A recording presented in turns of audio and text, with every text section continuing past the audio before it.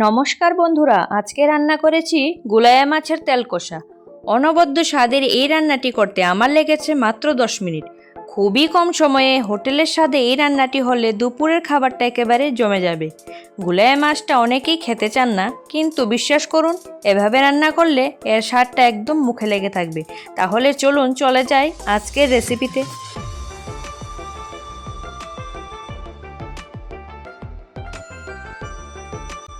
পাক শাকের চ্যানেলে আপনাদের সকলকে স্বাগত জানিয়ে আমি আজকের রেসিপিটি শুরু করছি। গুলায়া মাছের তেল কষা এই রেসিপিটি বানানোর জন্য আমি প্রথমেই মাছগুলিকে ভালো করে কেটে ধুয়ে নিলাম। এখন এর মধ্যে নুন ও হলুদ মেখে মাছগুলিকে ভালো করে ভেজে নেব। একদম কড়া করে ভাজবো না, তাতে এর টেস্টটা নষ্ট হয়ে যেতে পারে।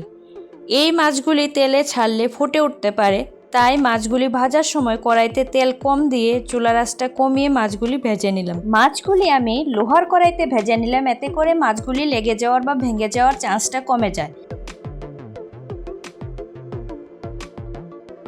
এখন আমি আরেকটি কড়াই নিয়ে তাতে 2 টেবিল স্পুন তেল দিয়ে দিলাম। তেলটা গরম হয়ে গেলেই দিয়ে দিলাম একটা মিডিয়াম সাইজের পেঁয়াজ কুড়ানো, দিয়ে ভালো করে ভেজে নেব।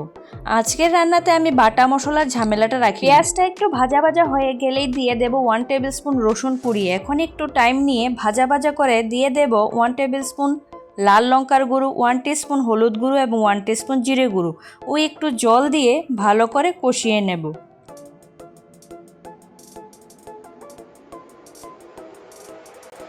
দু মিনিটের মতো ভালো করে কষিয়ে দিয়ে দেব একটা মিডিয়াম সাইজের টমেটো ছোট ছোট টুকরো করে। দিয়ে দিলাম স্বাদ মতো নুন, যাতে করে টমেটোটা তাড়াতাড়ি গলে যায়।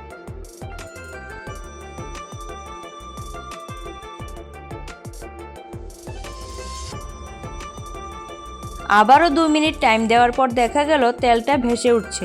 তখনই দিয়ে দিলাম আন্দাজ মতো জল।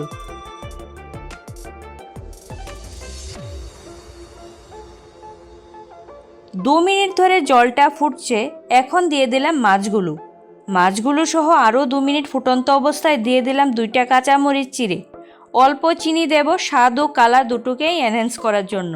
সবশেষে দিয়ে দিলাম বিলেতি ধনেপাতা কুচিয়ে। এই ধনেপাতার গন্ধটা এই রান্নাটার সাথে খুবই মানায়। ব্যাস, এখন ঝোলটাও মাছের গায়ে লেগে গেছে আর তেলটা উপরে দেখা যাচ্ছে, মানে আমার রান্না কমপ্লিট।